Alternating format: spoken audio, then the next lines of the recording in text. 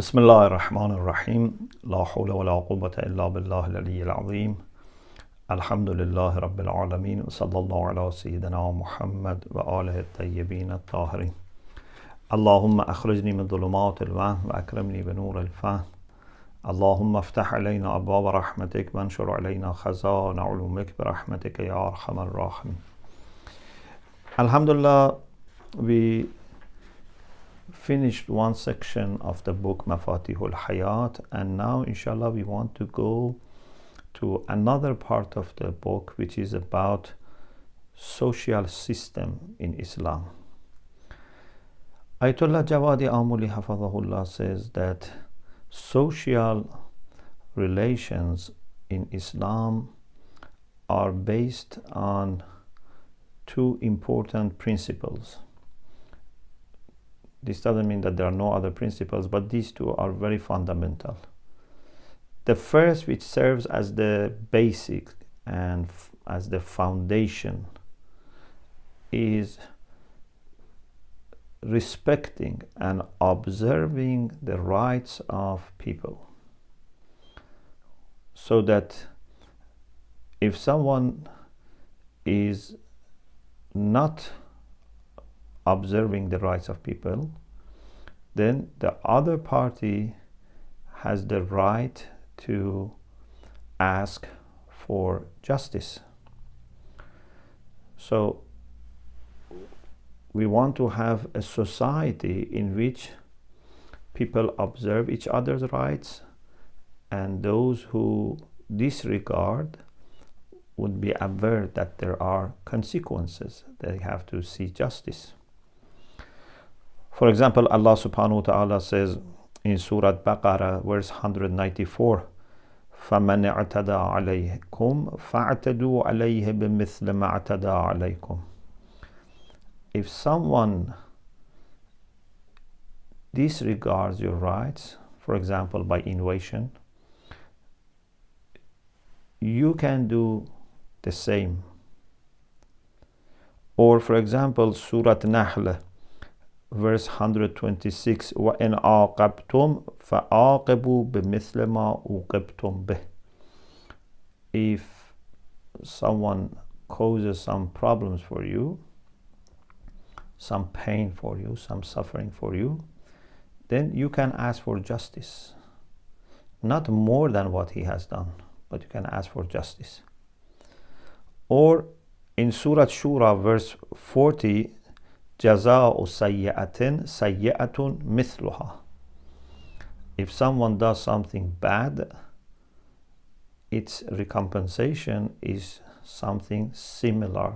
So he deserves a similar treatment. Of course, we are not saying that these verses of the Quran refer only to, for example, personal issues or social problems between two individuals. These are different verses in different contexts, but from these verses and similar ones we can draw a conclusion, and that is, in Islam, rights are very, very important, and no one can disregard them. No one can play with them, and if someone disregards them, should be expecting justice. So this is the foundation.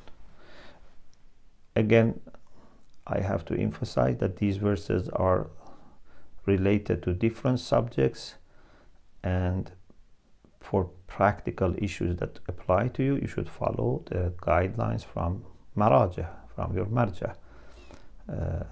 There are cases that we cannot do the same to that person. There are cases that you have the right for retaliation or qisas.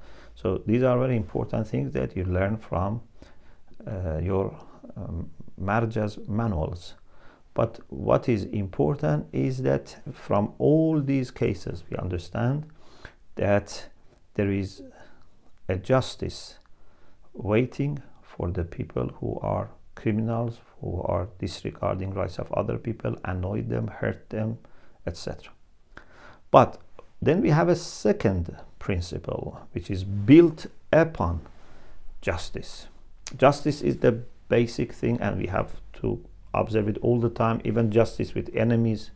We said before many times, Allah says, even with enemies you have to be just. لا يجرمنكم شنآن قوم على ألا تعدلوا اعدلوا هو أقرب للتقوى. Do not let your hostility towards any group of people make you unjust. Be just. This is closer to taqwa. So even with the people who are fighting you and killing you, you have to be just. But we have something above that, and that is ihsan. That is to be benevolent, that is to be kind, that is to be caring, supporting, sometimes even giving preference to others than yourself. Ithar, if you don't have enough to give preference to others. Of course, ihsan has to be done in the way that would not conflict with justice. So if someone is doing injustice to others, I should not do ihsan to this unjust person, to this oppressor, in the way that he would take it as a sign of endorsement or encouragement or support. That's another issue. But in general, you can do ihsan to believers, non-believers. Even you can do ihsan to animals, to plants, anything and anyone that you can do something good for their improvement or for their survival, for their well-being. This is ihsan. And therefore Allah subhanahu wa ta'ala, although in the Quran says jaza'u sayyi'atin sayyi'atun mithluha, he says وَيَدْرَؤُونَ بِالْحَسَنَةِ السَّيِّئَةِ in Surah Ra'd verse 22. Allah praises people that they stop and they repel sayyi'ah, bad things, with hasana, with good things. Or in another verse, idfa' billati hiya ahsanu sayyi'ah, with what is better or best, repel what is bad. So forgiveness, pardon become very important in Islam. Sometimes people ask me about, what is Islamic view about forgiveness. I say, of course, forgiveness has different aspects, but in general, not only we expect God to forgive us, but we also are supposed to forgive each other. Unless there is a person who is systematically doing injustice to us. It's not that he forgets, it's not that he is not careful. No, he's systematically doing injustice. Then, of course, here we need to make some practical measures to change the situation. This cannot continue. We are not people who are welcoming injustice. But when relatives, friends that have no bad intention, they do something bad to us, we should forgive them. And even we may not be in need of mentioning to them sometime, but if it is, keeping coming and hurts you, or can nicely tell to that person to change their behavior. So this is why Allah subhanahu wa ta'ala says in Surah Nahl verse 90, Inna Allaha ya'muru bil adli wal ihsan. Allah subhanahu wa ta'ala truly commands to observe justice and ihsan, kindness and benevolence. And of course, wa ita'i dhil qurba, there is something that would come later, and that is to give to the kinship. Adl and ihsan for everyone, and with respect to the relatives, you have also something more. Of course, we also help everyone, but we have a special responsibility, additional responsibility for our relatives. If we mean by Zil Qurba, our kinship, if it means kinship of the Prophet, then that's again a great responsibility that we should have. And there are certain financial duties that we have that we need to make sure that we take care of them, like homes, for example. So now let us discuss in more details certain aspects of social system in Islam, and inshallah, as you would see, how justice and benevolence, how adl and ihsan keep coming in all these aspects of social system in Islam. The first topic for social system is unity and solidarity. This is a great topic. Unity is for us very important because we believe in unity of God, and we believe that this unity of God should be echoed and reflected in unity of mankind. Therefore, a very important theme for us that we have been working on in these years is unity of God and unity in God. As the late Kashif al-Ghita said, بني الإسلام على كلمتين كلمة التوحيد وتوحيد الكلمة. Islam is founded on two words, a word of unity and unity of word. To say that we only worship one God, and to also work hard so that we be together and we would have one word. Not that everyone says his own words. So this is about unity. In this section we have different topics and headings. One is that unity is so important that Islam in its legislations, even when it comes to acts of worship, plans for bringing people together. How much emphasis you find in Islamic sources about Salatul Jama'ah, congregational prayer.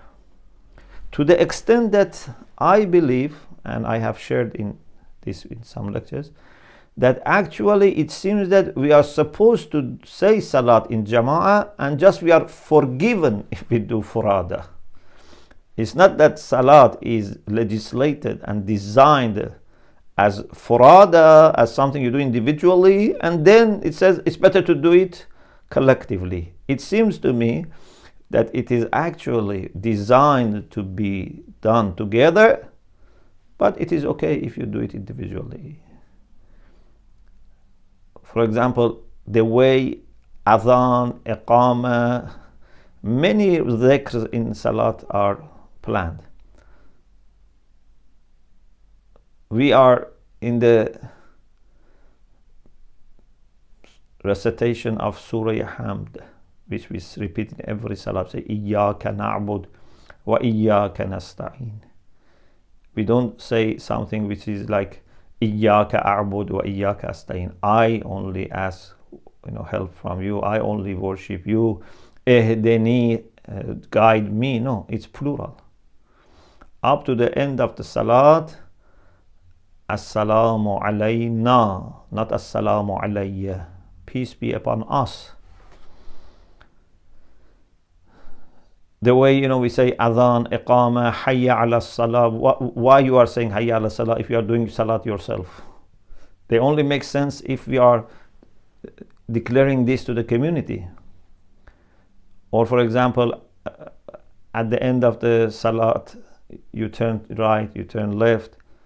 So this is all sign that Salat should be Jama'ah. Then so many things about Jama'ah. If you have Jama'ah, there should be connectedness between those who are following the Imam, between Imam and the congregation. Among the congregation, there must be connection, not too much gap. And how beautifully you have to follow Imam. And Imam should adjust himself according to the weakest member of the congregation, أضعف المأمومين. If there is someone who cannot do it fast or cannot do it too slow, Imam should observe that. It means that Imam should know the condition of each member of his congregation. If he doesn't know the guests or visitors, but he should know the ordinary members of the congregation. And they should not go ahead of Imam to ruku, sujood, etc., and they should not fall behind. Beautiful lesson of unity and leadership and community life inside the Salat. And then Salatul Jum'ah must definitely be in congregation. Salatul Jum'ah cannot be furada. And in the time of Ghaiba, although there's a discussion among fuqaha, but many say you do Salatul Eid also in Jama'ah, or at least you can do it in Jama'ah, but sometimes, like for example, when it comes to time of Zuhur, then they may say it is wajib to do it together, or Salatul Jummah, it's wajib to do together. Of course, fuqaha have lots of discussion here, and one can check that. But the main thing is that we have great emphasis to, sometimes it reaches the level of wujub, obligation, to be together in Salat. Allah subhanahu wa ta'ala says in Surah Al Imran, verse 103, وَاعْتَصِمُوا بِحَبْلِ اللَّهِ جَمِيعًا وَلَا تَفَرَّقُوا. Hold on to the rope of God, the rope that God has sent from heaven to earth to save you, to rescue you. وَلَا تَفَرَّقُوا. And do not be divided. This rope can be Quran. This rope can be the message of God in general. But what is important is that it's not something that every person in parallel to others holds on to this rope. Jami'an, we should all together hold on to this rope. Unity is the condition for survival and for success. Rasulullah sallallahu alaihi wasallam is quoted as saying, "Inna shaytana dhi'bul insan." Satan is the wolf, wants to attack and kill human beings. Kadhi'bil ghanam, in the same way that the wolf goes and attacks sheep and goats, Shaitan wants to attack human beings. يَأْخُذُ الشَّاةَ الْقَاصِيَةَ وَالنَّاحِيَةَ. When wolf attacks a herd, the wolf goes to those animals that are away from the rest of the team, or rest of the group, or the rest of the herd. They try to target those animals who have kept some distance from others. Maybe someone who is lost, or anyway for some reason is busy with his own idea, I don't know, enjoying some grass, so he's separate from the rest. Those are easy targets. So فَإِيَّاكُمْ وَالشَّعَابِ. So Rasulullah said, be careful not to let you be divided and split into groups. وَعَلَيْكُمْ بِالْجَمَاعَةِ وَالْعَامَّةِ وَالْمَسْجِدِ. And you must try to be together. You must try to be with the community in the masjid. Because if you separate yourself from rest of the mu'mineen, then you become easy target for shaitan.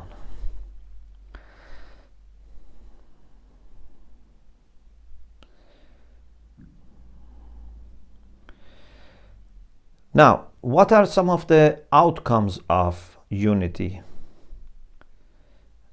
Allah subhanahu wa ta'ala says in the Quran that we should work hard for bringing aslihu bainahum, bring reconciliation, bring people closer to each other. And if God forbids they have some issue among themselves, they don't talk, they don't meet, we should try to bring them and their hearts closer to each other. Imam Sadiq alayhi salam said, لا يزال إبليس فرحا مهتجر المسلمان. As long as two Muslims have boycotted each other, they don't meet, they don't talk, Shaitan is very happy. فإذا التقيا استكت ركبتاه وتخلعت أوصاله ونادى يا ويله ما لقي من الثبور. But when these two people who had boycotted each other, they didn't talk to each other, when التقيا, when they meet, the knees of shaitan will start shaking and trembling, and the joints of his body want to be disconnected, separated.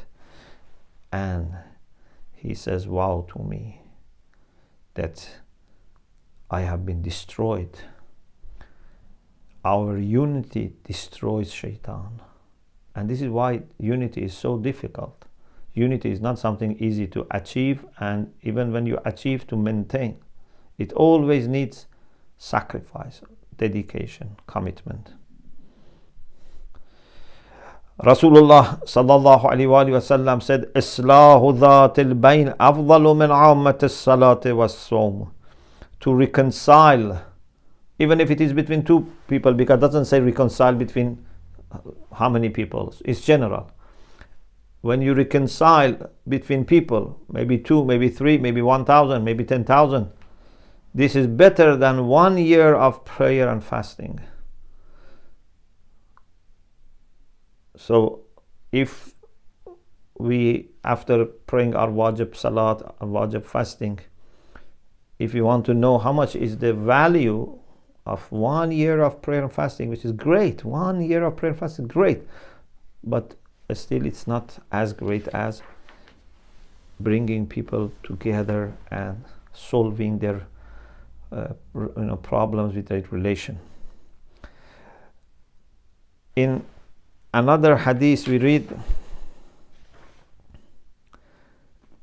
أيما مسلمين تهاجرا فمكثا ثلاثة.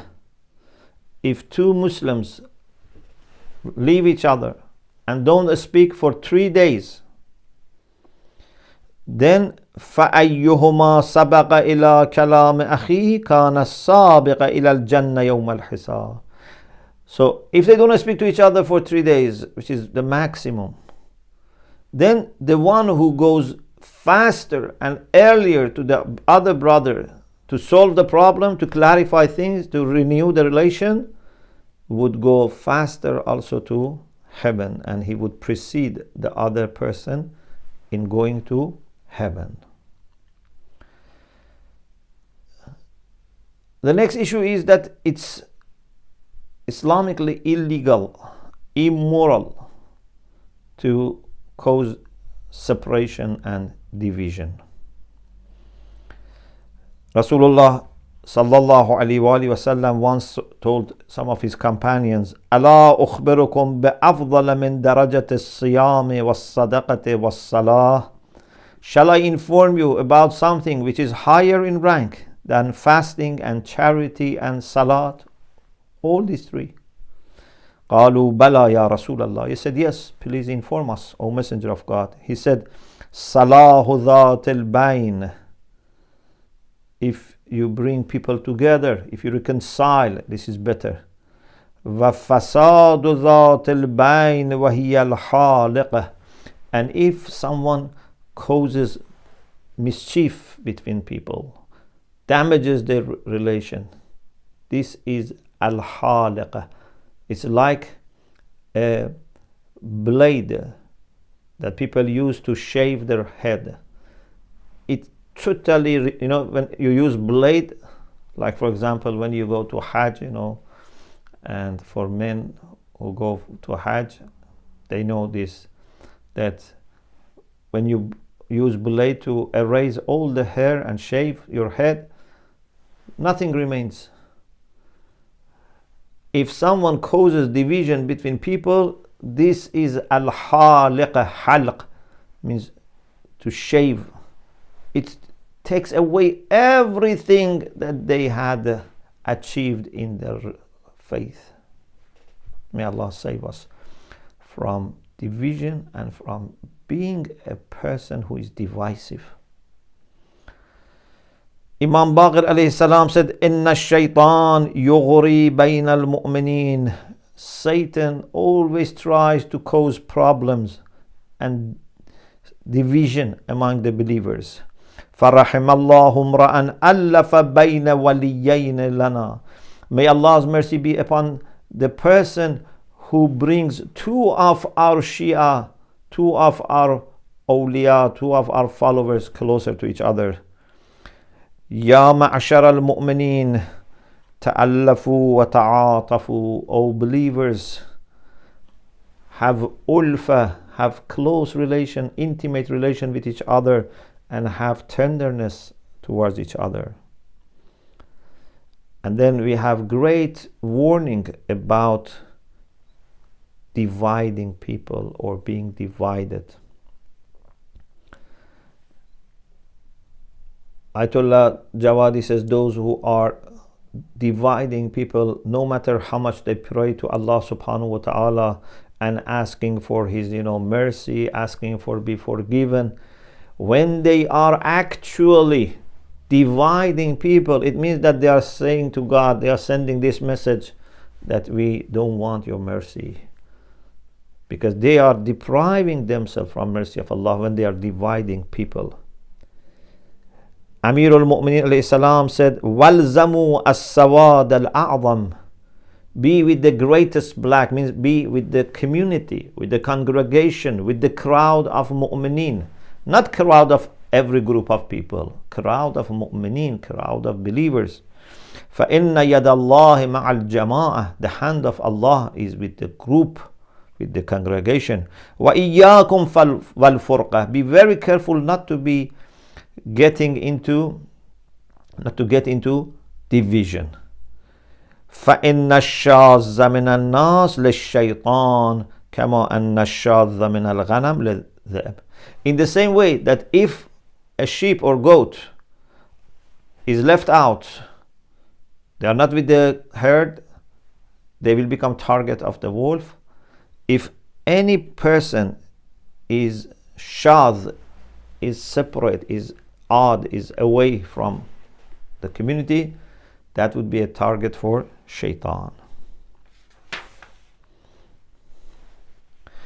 Also, Amir al-Mu'minin alayhi salam said in Nahj al-Balagha, إن جماعة فيما تكرهون من الحق خير من فرقة فيما تحبون من الباطل. To be united and have the truth, which might be not easy for you, might be a little bit disliked by you, because truth is not easy. But to be united with the truth is better than be divided and enjoy batil and falsehood. Leave aside false opinions and ideas that divide you and come together around the truth.